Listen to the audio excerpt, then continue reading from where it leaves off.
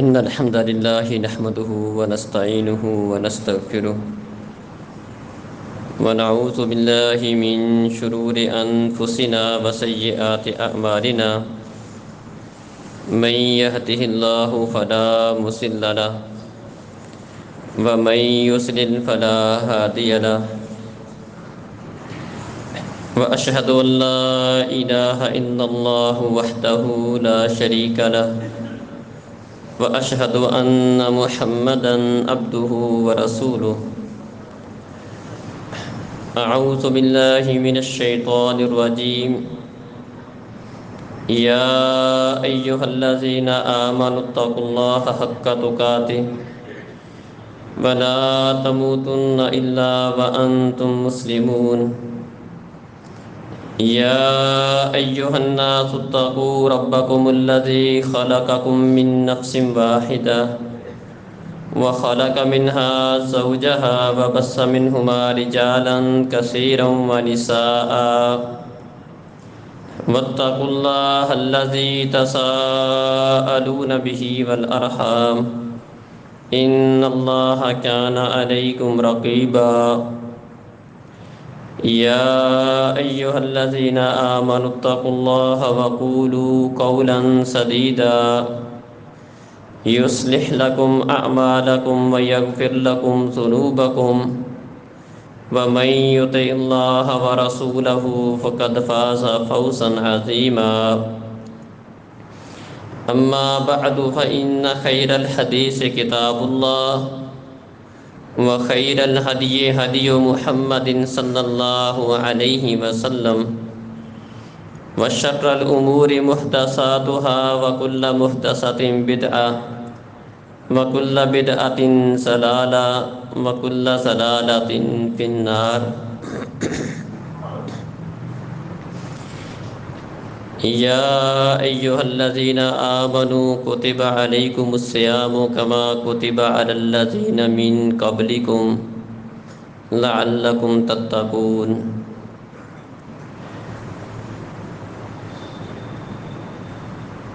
محترم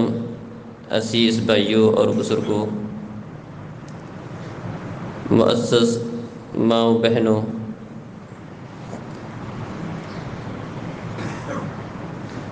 اللہ رب العزت اپنے بندوں پر بڑا مہربان ہے۔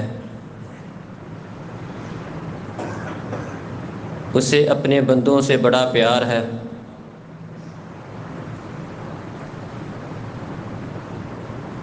اور اللہ رب العزت کی چاہت یہ ہے کہ انسان جہنم کی آگ سے بچ جائے اور جنت کے راہی بن جائے۔ اللہ رب العزت کی رحمت کا اندازہ اس حدیث سے ہوتا ہے۔ نبی مکرم صلی اللہ علیہ وسلم کا ارشاد گرامی ہے، خلق اللہ مئۃ رحمہ، اللہ رب العزت نے 100 رحمتیں پیدا فرمائی ہیں۔ فوضع رحمۃ واحدۃ بین خلقہ، اور ان 100 رحمتوں میں سے صرف ایک رحمت دنیا میں اتاری ہے، اور اسی ایک رحمت کے نتیجے میں دنیا والوں کو وہ رزق دیتا ہے، حتیٰ کہ اپنے دشمنوں کو، اپنے باغیوں کو بھی روزیاں عطا کرتا ہے، ان کے مسئلے بھی حل کرتا ہے۔ اور اسی ایک رحمت کے نتیجے میں مخلوق بھی آپس میں ایک دوسرے کے ساتھ شفقت اور مہربانی والا معاملہ کرتی ہے، جبکہ اللہ رب العزت نے بقیہ 99 رحمتیں اپنے ایمان والوں بندوں کے لیے قیامت کے دن کے لیے بچا کے رکھی ہے۔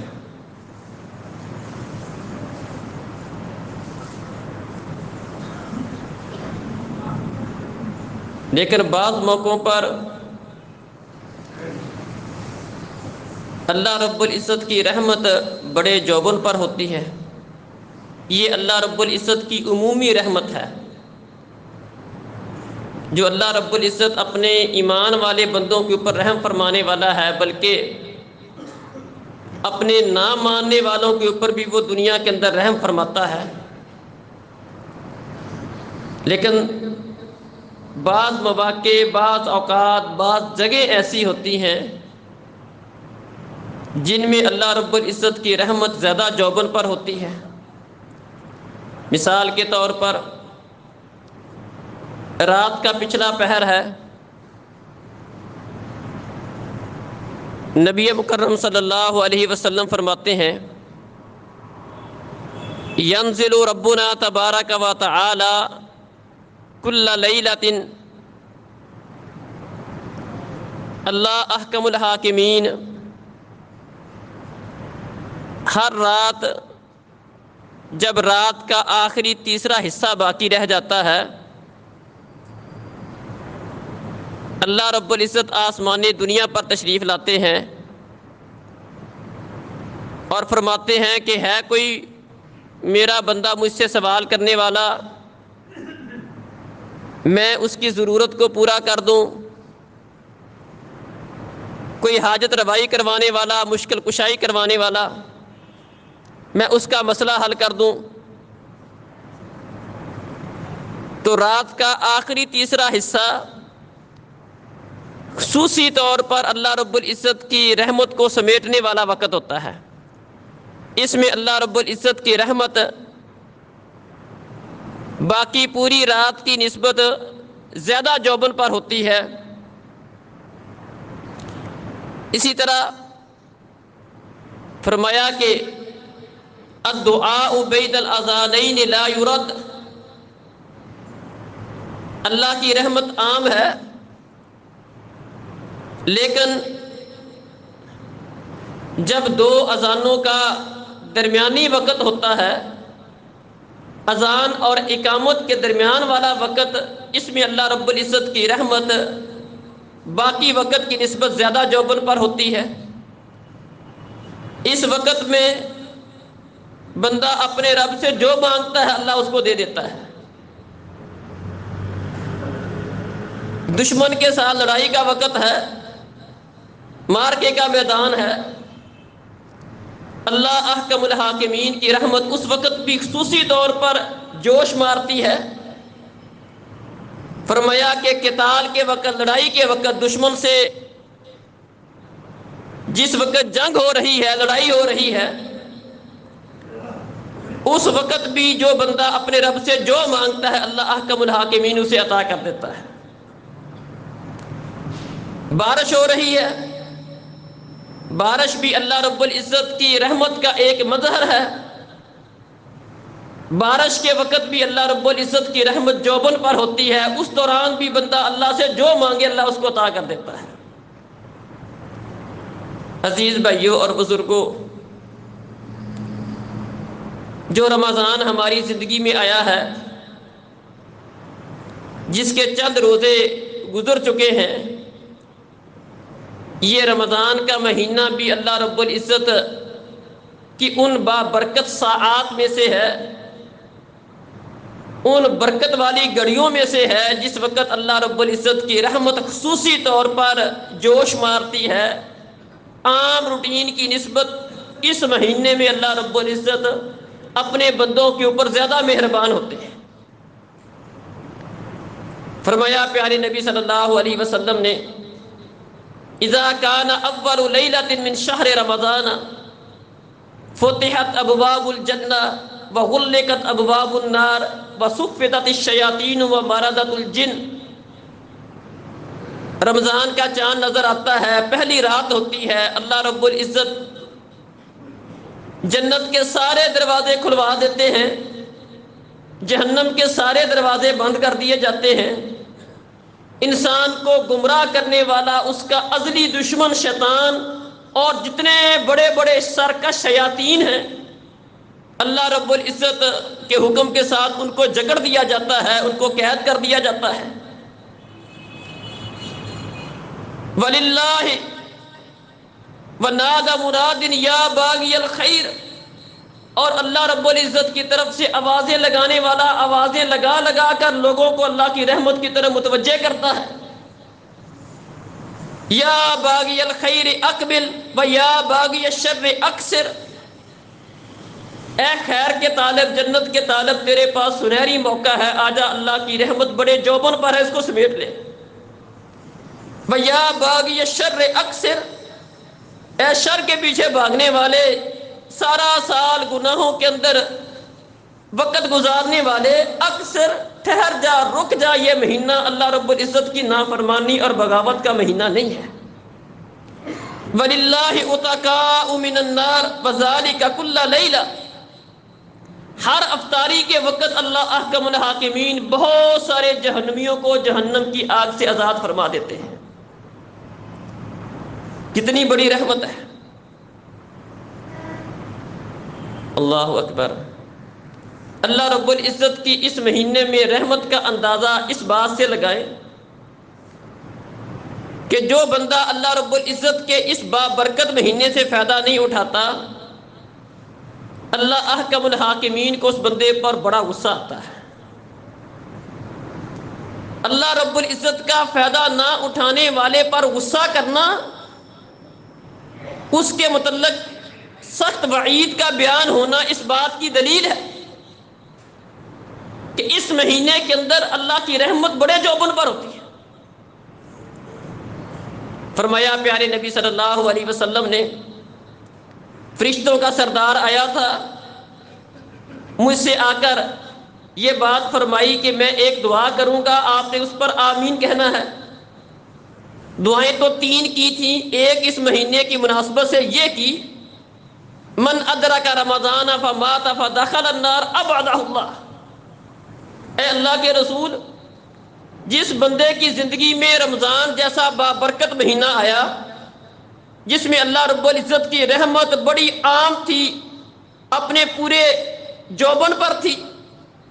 لیکن جو انسان، جو مسلمان اس رمضان کے مہینے سے بھی فائدہ نہ اٹھا سکا، اپنی بخشش نہ کروا سکا، اللہ کی رحمت اس قدر عام ہونے کے باوجود وہ بندہ جہنم کا ایندھن بن گیا۔ اللہ نے موقع دیا تھا، زندگی میں رمضان آیا تھا، پھر بخشش نہ کروا سکا، پھر اصلاح نہ کر سکا، پھر جہنم میں چلا جائے۔ اب آدھا اللہ، اے اللہ کے رسول، میں فرشتوں کا سردار ایسے بندے کے متعلق بددعا کرتا ہوں کہ اللہ احکم الحاکمین اس بندے کا بیڑا غرق کرے۔ قل آمین فقلت آمین، پیارے نبی فرماتے ہیں یہ بات کہہ کر فرشتوں کے سردار جبریل نے مجھے کہا اللہ کے رسول اس پر آمین کہیں، میں نے جبریل کی اس بد دعا پر آمین کہا۔ اس سے بھی عزیز بھائیوں اور بزرگوں ہم اندازہ کر سکتے ہیں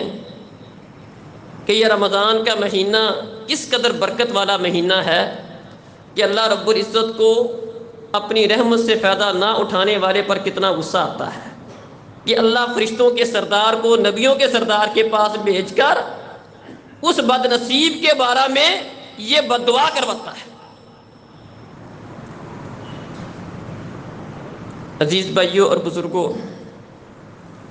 رمضان کے مہینے میں ہمیں کیا کرنا چاہیے؟ رحمت والا مہینہ ہے، ہم اس رحمت سے کس طرح فائدہ اٹھا سکتے ہیں، اپنی بخشش کس طرح کروا سکتے ہیں؟ چند ایک باتیں میں آپ کے گوش گزار کرتا ہوں۔ سب سے پہلی بات تو عزیز بھائیوں اور بزرگوں اس بات کو پلے باندھ لیں کہ رمضان کے مہینے کے روزے اللہ رب العزت نے اپنے بندوں پر، ایمان والوں پر فرض کیے ہیں۔ ہمارا المیہ یہ ہے کہ جس طرح دیگر بہت ساری ضروری اور بنیادی عبادات کو ہم اہمیت نہیں دیتے ہیں، ہمارے معاشرے کا حال یہ ہے کہ ہمارے معاشرے میں اکثر و بیشتر لوگ رمضان کے مہینے میں بھی روزوں کو اس قدر اہمیت نہیں دیتے ہیں جس قدر اللہ رب العزت کا تقاضا اور مطالبہ ہے۔ یاد رکھیں، رمضان کے روزے کوئی اضافی اور نفلی چیز نہیں ہے، اور نہ ہی یہ کسی انسان کے اوپر اللہ تعالیٰ کی طرف سے کوئی چٹی ہے۔ کوئی سزا ہے، ایسا بھی نہیں ہے، یہ اللہ کا انعام ہے۔ اور اللہ احکم الحاکمین نے ہر بندے پر جو بالغ ہے اس کے اوپر اللہ رب العزت نے رمضان کے پورے مہینے کے روزے رکھنے فرض کیے ہیں۔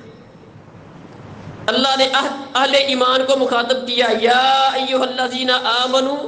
کتب علیکم الصیام، اے ایمان والو تم پر روزہ رکھنا فرض کر دیا گیا ہے، کما کتب علی الذین من قبلکم، یہ روزہ تم سے پہلی امتوں کے اوپر بھی فرض تھا،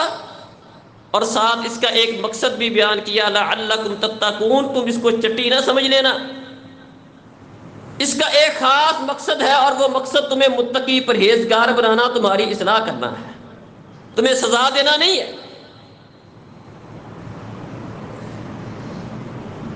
یہ رمضان کا روزہ ایک ایسی چیز ہے عزیز بھائیو، جس کے بارے میں کئی ایک علماء کا کہنا یہ ہے، جیسا کہ ابن تیمیہ رحمہ اللہ ہیں، شیخ صالح بن عثیمین ہیں، ان کا کہنا یہ ہے کہ اگر کوئی بندہ جان بوجھ کر قصداً رمضان کا ایک روزہ چھوڑ دیتا ہے، سوائے اللہ رب العزت سے معافی کے، توبہ کے، اللہ کے سامنے گڑگڑائے، معافی مانگے، توبہ کرے، اللہ معاف کر دے، بلدہ بات ہے، اس کا کوئی اور حل نہیں ہے۔ بیمار ہے، لاچار ہے، اللہ نے اس کو رخصت دے دی ہے، بیمار آدمی کے لیے بھی کہ چلو بیمار ہے، مسافر ہے، پریشانی ہے، بعد میں رکھ لے۔ کوئی ایسا بیمار آ گیا، کوئی ایسا لاچار آ گیا، تندرستی کی امید نہیں ہے، کہ ایسا کوئی بوڑھا ہوگا نہیں رکھ سکتا، اس بندے کے لیے فدیہ رکھ دیا گیا۔ جس طرح نماز کے بارے میں کسی کو معافی نہیں، اسی طرح رمضان کے روزوں کے بارے میں بھی اللہ رب العزت نے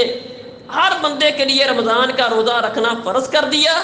ہاں اگر کسی کو وقتی طور پر کوئی دشواری تھی، پریشانی تھی، اس کے لیے حکم نازل کر دیا کہ بعد میں رکھ لے۔ ہاں کوئی بالکل لاچار تھا، رکھ ہی نہیں سکتا تھا، اس کو حکم دیا کہ ہر روزے کے بدلے ایک مسکین کو کھانا کھلائے۔ پھر جو بندہ اسی حالت میں فوت ہو گیا، بیمار تھا، کوئی روزے نہیں رکھ سکا، اس کے ذمہ روزے تھے، اسی طرح دنیا سے چلا گیا، یا کوئی نظر مانی تھی، روزہ اس کے ذمہ تھا، دنیا سے چلا گیا، تب بھی اس کے لیے معافی نہیں، فرمایا یہ اس کے ذمہ قرض ہے۔ من مات وعلیہ صیام صام عنہ ولیہ، جو بندہ اس حالت میں فوت ہو جاتا ہے کہ اس کے ذمہ روزے تھے، اس کی طرف سے اس کا ولی اس کے روزے رکھے گا، یہ اللہ کا قرض ہے، اس کو ادا کیے بغیر چارہ نہیں ہے۔ بلکہ حافظ امام الذہبی رحمہ اللہ کہتے ہیں کہ روزہ چھوڑنا ایک ایسا گناہ ہے کہ بے روز شرابی اور بدکار سے بھی برا ہے۔ وہ کس طرح؟ جو بندہ روزہ نہیں رکھتا وہ اسلام کی بنیادی 5 باتوں میں سے ایک بات کو چھوڑ رہا ہے، اور اس بندے کا اسلام مشکوک ہے، جبکہ یہ کوئی بھی نہیں کہتا کہ کسی بندہ نے شراب پی لی یا کسی سے زنا سرزد ہو گیا تو وہ اسلام سے خارج ہو گیا۔ زنا،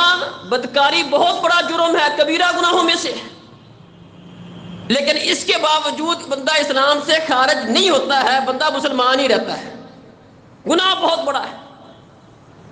لیکن جو بندہ روزہ نہیں رکھتا، اللہ اکبر، وہ اسلام کی ان 5 بنیادی باتوں میں سے جس کے اوپر اسلام کی عمارت قائم ہے، جس کے بغیر کسی بندے کے اسلام کا تصور نہیں ہے، ان میں سے ایک کا تارک ہے۔ اس لیے عزیز بھائیوں اور بزرگوں، پہلی بات تو یہ ذہن میں رکھیں، اور اپنے جاننے والوں کو، عزیز و اقارب کو، رشتہ داروں کو، ان کی بھی اس حوالے سے اصلاح کریں، جن کو ہم جانتے ہیں، جن کی اصلاح ہم کر سکتے ہیں، ان کو بھی یہ بات بتانے کی ضرورت ہے کہ رمضان کے مہینے کے روزے کوئی اضافی، کوئی نفلی چیز نہیں ہے، یہ فرض ہے، لازم ہے، اور جو بندہ جان بوجھ کر رمضان کا روزہ چھوڑ دیتا ہے اس کا کوئی اور حل بھی موجود نہیں ہے۔ ہاں کسی عذر کی وجہ سے رہ گیا، اس کا حل موجود ہے۔ جان بوجھ کر رمضان کے چھوڑے ہوئے ایک روزے کے بدلے میں آپ پورے سال کے روزے بھی رکھ لیں وہ ایک روزے کے برابر نہیں ہو سکتے۔ دوسری بات، رمضان المبارک کے اندر بہت سارے لوگ ایسے بھی ہیں جو رمضان کے روزے تو رکھ لیتے ہیں لیکن روزہ رکھنے کے باوجود انہیں نماز جیسے فریضے کی ادائیگی کی توفیق نہیں ہوتی ہے، یا نماز پڑھ لیں گے جماعت کے ساتھ پڑھنے کی توفیق نہیں ملتی ہے۔ عزیز بھائیوں اور بزرگوں، یہ بات بھی ذہن میں رکھ لیں،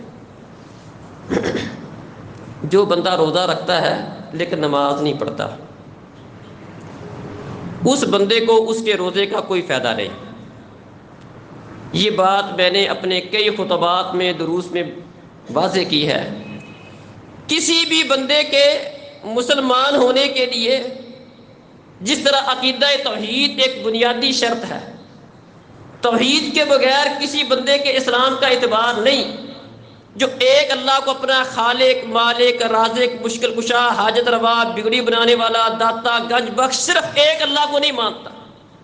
ایک اللہ کے سامنے جھکنا، اسی کے نام کے نظر و نیاز، اسی کے نام کے چڑھاوے، اسی سے دعا کرنا، اسی کے سامنے رکوع سجدہ، اپنی عبادات، اسی کے گھر کا طواف، جس کا اپنے رب کے ساتھ یہ والا تعلق نہیں ہے، اس بندے کے اسلام کا کوئی اعتبار نہیں، وہ بندہ مسلمان نہیں۔ اسی طرح عزیز بھائیوں، جو بندہ 5 وقت کا نمازی نہیں ہے، اس بندے کے اسلام کا بھی کوئی اعتبار نہیں ہے۔ یہ پیارے نبی صلی اللہ علیہ وسلم کا ارشاد ہے، بین العبد والکفر ترک الصلاۃ، فرمایا ہمارا اور ایک مسلمان کے درمیان اور ایک کافر کے درمیان جو فرق کرنے والی چیز ہے وہ نماز ہے۔ واضح فرمایا دو ٹوک الفاظ میں، بین العبد والکفر ترک الصلاۃ، ایک مسلمان اور کافر کے درمیان جو چیز فرق کرتی ہے وہ نماز ہے۔ دنیا میں فرق کرنے والی چیز نماز، فرمایا العہد الذی بیننا وبینہم الصلاۃ فمن ترکھا فقد کفر، فرمایا ہم ان منافقوں کی گردن نہیں اتارتے، انہیں مسلمانوں والے حقوق دیتے ہیں تو صرف اور صرف ان کی اس نماز والے عمل کی وجہ سے دیتے ہیں۔ دل سے بے ایمان ہے، مسلمان نہیں ہے، کافر ہیں، جہنم میں سب سے نچلے درجے میں ہوں گے منافقین، لیکن مدینہ کے اندر ان کی گردن نہیں اتاری جا رہی، ان کو مسلمانوں والے حقوق مل رہے ہیں، صرف اور صرف فرمایا نماز کی وجہ سے مل رہے ہیں۔ فمن ترکھا فقد کفر،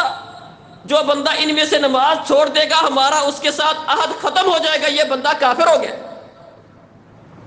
یہ بات منافقین کو بھی بڑی اچھی طرح پتہ تھی، یہی وجہ ہے کہ وہ لوگ اپنی بہت ساری خرابیوں کے باوجود،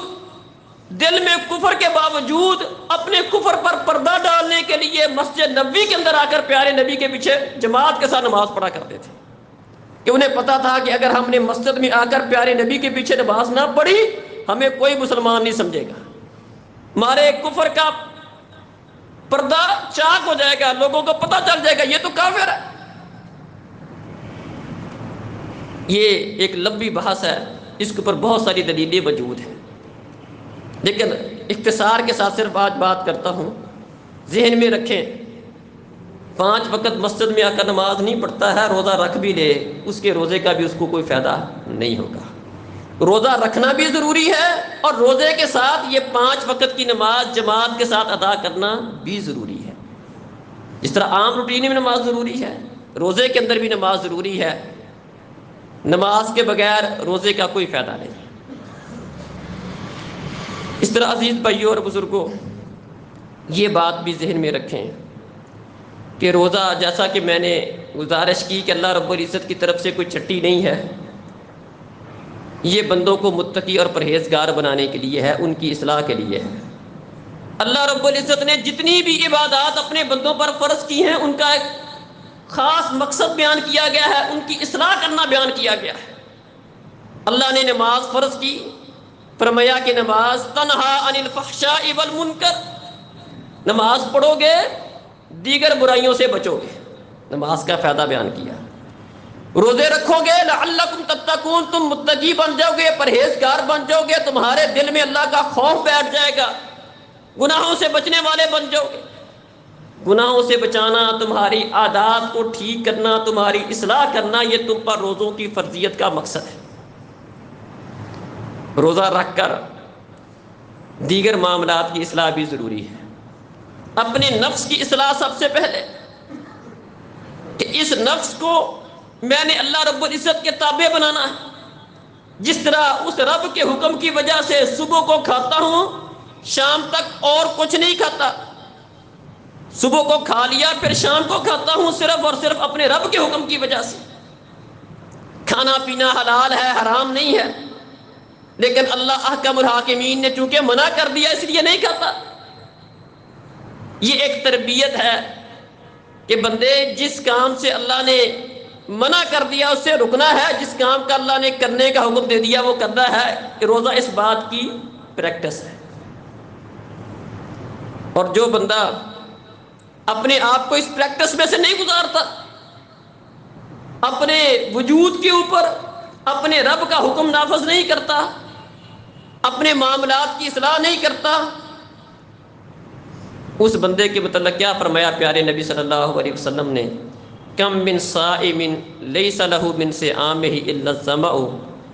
وکم من قائم لیس له من قیامہ الا السحر۔ کتنے ہی روزے دار ایسے ہوتے ہیں، روزہ تو رکھتے ہیں بیچارے، صبح کو کھانا کھایا دوبارہ شام کو کھاتے ہیں، لیکن جب اجر کی باری آتی ہے، وہ والا اجر جس کے متعلق اللہ فرماتے ہیں کل عمل ابن آدم یضاعف، ابن آدم کا ہر عمل اللہ بڑھا کے واپس کرے گا۔ اللہ بڑا مہربان ہے۔ انسان دنیا میں جتنا عمل کرتا ہے اللہ اتنا مہربان ہے، اتنا ہی بندے کو واپس نہیں کرے گا، اس کو بڑھا کر واپس کرے گا۔ بڑھا کر واپس کرنے کی ریشو کیا ہے؟ الحسنۃ بعشر امثالھا، ایک نیکی کرو گے کم از کم 10 گنا ملے گا۔ الی 700 ضعف، 10 گنا سے لے کر 700 گنا تک اللہ بڑھا کے واپس کرے گا۔ یہ عام اللہ رب العزت کی کا ایک قاعدہ ہے نیکی کے حوالے سے، اس کا بدلہ دینے کے حوالے سے۔ لیکن فرمایا کہ روزہ چونکہ بندے کا اور اللہ کا معاملہ ہوتا ہے، یہ اللہ کے ساتھ بندے کا ایک خاص راز والا مسئلہ ہوتا ہے، اس کا تعلق صرف اور صرف بندے کا اور اللہ کا ہے، نظر نہ آنے والی چیز ہے، اس کی کوئی ظاہری حیت نہیں ہے، کوئی ظاہری صورت نہیں ہے۔ نماز پڑھتے ہیں اس کی ایک ظاہری شکل موجود ہے، زکوٰۃ دیتے ہیں اس کی ظاہری شکل موجود ہے، حج کرنے جاتے ہیں اس کی ایک ظاہری شکل موجود ہے، لیکن ہم اتنے لوگ بیٹھے کس کا روزہ ہے کس کا نہیں، نظر آنے والی چیز نہیں ہے، یہ صرف اور صرف بندے کا اور اس کے رب کا معاملہ ہے۔ فرمایا قیامت کا دن ہوگا، باقی اعمال کا بدلہ دینے کے لیے اللہ نے قاعدہ مقرر کر دیا، فرشتوں میرے بندے کو اجر دو۔ اجر کا قاعدہ یہ ہے 10 گنا سے لے کر 700 گنا تک دینا ہے، الا الصوم، روزے کو میرے حوالے کر دینا ہے۔ روزے کا اجر تم نے نہیں دینا، الصوم لی وانا اجزی بہ، روزہ میرے اور میرے بندے کے درمیان ایک راستہ، یہ میرا اور میرے بندے کا معاملہ ہے، اس کی جزا اور بدلہ بھی میں ہی دوں گا۔ اللہ اکبر۔ جب یہ والا بدلہ دینے کی باری آتی ہے، پیارے نبی فرماتے ہیں کہ کتنے ہی روزے دار ایسے ہوتے ہیں کہ جن کو کچھ نہیں ملتا، حالانکہ بدلہ بڑا ہے، بدلہ اس قدر شاندار ہے کہ اللہ کہتے ہیں میں ہی دوں گا، بس تم نہیں دے سکتے، لیکن اس کے لیے شرائط ہے۔ فرمایا ان شرطوں کو پورا کرے گا یہ والا بدلہ ملے گا، ورنہ خالی یہ باتیں سن کر روزے دار کے منہ سے آنے والی بو بھی اللہ کو کستوری سے زیادہ پیاری ہے۔ روزہ ایک ڈال ہے، یہ سارے معاملات اس وقت ہیں جب بندہ روزے کی شرائط کو پورا کرتا ہے۔ فرمایا کتنے ہی روزے دار ایسے ہیں روزہ رکھتے ہیں حاصل کچھ نہیں ہوتا۔ من لم یدع قول الزور والعمل به فلیس للہ حاجہ ان یدع طعامہ وشرابہ، جو بندہ روزہ رکھ کر بھی اپنی اصلاح نہیں کرتا، جھوٹ، غیبت، چگلیاں، 2 نمبری، فراڈ، دھوکہ، ملاوٹ، سارا کچھ اسی طرح کے معاملات چلتے رہتے ہیں، اللہ کی بغاوت اسی طرح ہے، نافرمانی اسی طرح ہے، جھوٹ اسی طرح ہے، 2 نمبریاں اسی طرح چلتی ہیں، فلیس للہ حاجہ، پیارے نبی فرماتے ہیں ثواب بڑا تھا، لیکن یہ بندہ سوائے بھوک اور پیاس کے کچھ نہیں کاٹ رہا، اللہ کو اس کے بھوکا پیاسا رہنے کی کوئی ضرورت نہیں ہے۔ تو عزیز بھائیوں اور بزرگوں، اس بات کو بھی ذہن میں رکھیں، خلاصتاً بات ذہن میں رکھیں کہ رمضان کا مہینہ بڑی برکت والا، بڑی رحمت والا مہینہ ہے۔ اس میں اللہ کی رحمت بڑے جوبن پر ہوتی ہے، اس قدر جوبن پر ہوتی ہے کہ جو اس سے فائدہ نہیں اٹھاتا اس سے بڑا بدنصیب کوئی نہیں۔ اور یہ رحمت کیسے سمیٹی جا سکتی ہے؟ سب سے پہلی بات میں نے عرض کی کہ اس مہینے کے پورے مہینے کے روزے رکھنے ہوں گے، اس میں کوئی چھوٹ نہیں ہے، کوئی اضافی چیز نہیں ہے۔ اس کو اللہ رب العزت نے اسلام کی بنیاد قرار دیا ہے، بندوں پر فرض قرار دیا ہے۔ جو بندہ قصداً روزہ چھوڑ دیتا ہے، ساری زندگی کے روزے رکھتا رہے، رمضان کے ایک روزے کا وہ متبادل نہیں بن سکتے ہیں۔ سب سے پہلی بات روزہ رکھنا، اور روزے کے ساتھ یہ بات بھی ذہن میں رکھنا کہ 5 وقت کا نماز پڑھنے والا ہو۔ روزہ رکھ کر اگر نماز نہیں پڑھتا ہے وہ بھی خالی بھوک پیاس کاٹ رہا ہے۔ یہ بات میں نے کئی دفعہ بیان کی ہے کہ نماز کے بغیر بندے کے اسلام کا کوئی اعتبار نہیں ہے۔ اور اللہ تعالیٰ فرماتا ہے کہ اللہ احکم الحاکمین، ہر اس بندے کا عمل غارت کر دیں گے جس کے پاس اسلام کی نعمت نہیں ہے، عقیدے کی نعمت نہیں ہے، دین اسلام میں جو بندہ داخل ہی نہیں ہوا۔ دیکھیں اسکول والے کچھ رعایت دیتے ہیں اپنے طلباء کو، کوئی وظیفہ جاری کرتے ہیں، ایک آدمی بڑے نمبر لے لے لیکن اس اسکول کے رجسٹر میں اگر اس کا نام ہی نہیں ہوگا اس کو وہاں سے کچھ نہیں ملے گا۔ بندہ جو کچھ مرضی کر لے، جتنی نیکیاں مرضی کر لے، جب تک بنیادی چیز اس بندے کے اندر نہیں ہے اس کے صدقہ خیرات کا، اس کے روزوں کا اس کو کوئی فائدہ نہیں ہوگا۔ نماز ایک بنیادی چیز ہے، اس کو لازم پکڑیں، اور نماز کو جماعت کے ساتھ لازم پکڑیں۔ پہلے ایسا ہوتا تھا، رمضان کا مہینہ آتا تھا، مسجدوں کی رونق بڑی بڑھ جاتی تھی، یقین جانے دل خوش ہوتا تھا۔ ہماری کوئی بہت زیادہ عمر تو نہیں ہے لیکن ہم نے جو دیکھا، لیکن اب جو دیکھنے میں آتا ہے آہستہ آہستہ وہ رمضان کے اندر بھی رونق شونق والی چیز وہ نظر نہیں آتی ہے، بلکہ بعض چہرے تو ایسے ہیں جو عام دنوں میں پہلے رمضان کے مہینے میں نظر آتے تھے، اب تو وہ رمضان کے مہینے میں بھی نظر آنا بہت کم ہوتا ہے۔ بعض ایسے تھے کہ رمضان کے اندر آتے تھے مسجد میں، باقی دنوں میں نہیں آتے تھے، سستی کرتے تھے، لیکن اب حال یہ ہو گیا ہے کہ رمضان کے مہینے میں بھی وہ مسجد کی رونق بننا اب وہ بھی جاتا جا رہا ہے، آہستہ آہستہ وہ بھی ختم ہو رہا ہے۔ تو بھائیو اس بات کو لازم پکڑیں، نماز اس کے بغیر کوئی حل نہیں، اور نماز بھی جماعت کے ساتھ نماز کا بھی کوئی فائدہ نہیں، نماز کے بغیر اسلام کا فائدہ نہیں، اسلام کا کوئی اعتبار نہیں، اور نماز بھی وہ والی جو جماعت کے ساتھ ہو، جماعت کے ساتھ پڑھیں گے اس نماز کا فائدہ کوئی نہیں۔ پیارے نبی فرماتے ہیں صلی اللہ علیہ وسلم، من سمع النداء فلم یأتہ فلا صلاۃ لہ الا من عذر، جو بندہ اذان سنتا ہے، اذان سننے کے باوجود مسجد میں نماز پڑھنے کے لیے نہیں جاتا، عذر بھی کوئی نہیں، لنگڑا لولا نہیں ہے، بے ہوش نہیں ہے، لاچار نہیں ہے، اس قدر مریض نہیں ہے کہ اٹھ کے جا ہی نہیں سکتا، مسجد میں جا سکتا ہے پھر نہیں جاتا، فلا صلاۃ لہ، گھر میں اپنے مصلی پہ کھڑا ہو کر نماز پڑھ بھی لے، پیارے نبی صلی اللہ علیہ وسلم فرماتے ہیں اس بندے کی نماز ہوتی کوئی نہیں۔ یہ مسند احمد کی حدیث ہے۔ اسی طرح تیسری بات میں نے ذکر کی تھی کہ نماز کے ساتھ ساتھ روزے کے جو دیگر مقاصد ہیں، اللہ رب العزت نے روزہ بندوں کو متقی پرہیزگار بنانے، ان کی اصلاح کے لیے فرض کیا ہے۔ ہم دیکھیں کہ ہمارے اندر کیا کمی ہے، کیا کوتاہی ہے، اپنی اصلاح کریں۔ اور یقین جانیں عزیز بھائیوں اور بزرگوں، اگر ہم رمضان کے مہینے سے خصوصی طور پر فائدہ اٹھانے کے لیے تگ و دو کرنا شروع کر دیں گے، رمضان کے ساتھ اپنا تعلق گہرا کر لیں گے، یقیناً ہمیں اپنے اندر بڑی خامیاں نظر آئیں گی، یقیناً ہے، میرے سمیت ہر بندے میں بڑی خامیاں ہیں۔ لیکن مسئلہ یہ ہے، پیارے نبی صلی اللہ علیہ وسلم نے فرمایا تھا کہ انسان جب گناہوں کا عادی ہو جاتا ہے تو اسے نیکی اور گناہ کی پہچان بھول جاتی ہے۔ جب انسان بہت زیادہ گناہ کرتا ہے، ثم لا يعرف معروفا ولا ينکر منکرا، پھر انسان نیکی اور گناہ کی پہچان بھول جاتا ہے، نیکی نظر نہیں آتی، نیکی کے اندر لذت محسوس نہیں ہوتی، اور گناہ بندے کو گناہ نہیں لگتا ہے۔ گناہ کرتا ہے، بارہا کرتا ہے، گناہ روٹین بن جاتا ہے، عادت بن جاتا ہے، راس آ جاتا ہے، پھر گناہ کی نفرت ختم ہو جاتی ہے، پھر بندہ جتنے مرضی گناہ کرتا چلا جائے، روزانہ کی بنیاد پر کرے، پھر وہ گناہ بندے کو گناہ دکھائی نہیں دیتا ہے۔ اصل میں ہمارا مسئلہ یہ بن گیا ہے، یہ رمضان کا مہینہ یہ زنگ اتارنے کے لیے ہے، اللہ نے دلوں کا زنگ اتارنے کے لیے نازل کیا ہے، ذرا یہ ریگ مال کے طور پر استعمال کریں، زنگ اترے گا دل سے، بڑی خامیاں نظر آئیں گی، بڑی خرابیاں نظر آئیں گی۔ خامی نظر آ جائے اصلاح ممکن ہے، خامی نظر ہی نہ آئے اصلاح کیسے ہوگی؟ تو یہ اپنی خامیوں کو تلاش کرنے کا مہینہ ہے، اپنی اصلاح کرنے کا مہینہ ہے، متقی پرہیزگار بننے کا مہینہ ہے، اس سے فائدہ اٹھائیں۔ اللہ تعالیٰ سے دعا ہے کہ اللہ تعالیٰ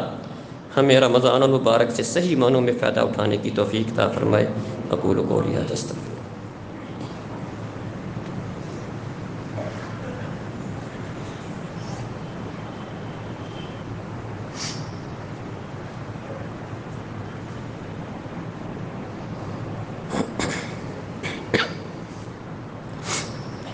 ان الحمد للہ نحمده ونستعینه ونستغفره ونعوذ باللہ من شرور انفسنا وسیئات اعمالنا من يهده الله فلا مضل له ومن يضلل فلا هادي له واشهد ان لا اله الا الله وحده لا شريك له واشهد ان محمدا عبده ورسوله اما بعد فان خير الحديث كتاب الله۔ یہ ایک اعلان ہے بھائی، کل بنگا حیات میں نصر جوید صاحب کی افطاری ہے، تو جن بھائیوں نے جانا ہو یہاں سے، یہاں سواری کا بھی انتظام ہوگا۔ کل نصر جوید صاحب کی بنگا حیات میں افطاری کا درس ہے۔ اما بعد فإن خیر الحدیث کتاب اللہ وخیر الہدی ہدی محمد صلی اللہ علیہ وسلم وشر الامور محدثاتها وكل محدثۃ بدعہ وكل بدعۃ ضلالہ وكل ضلالۃ فی النار۔ اقول قولی ھذا استغفر اللہ لی ولکم ولسائر المؤمنین واستغفروہ انہ هو الغفور۔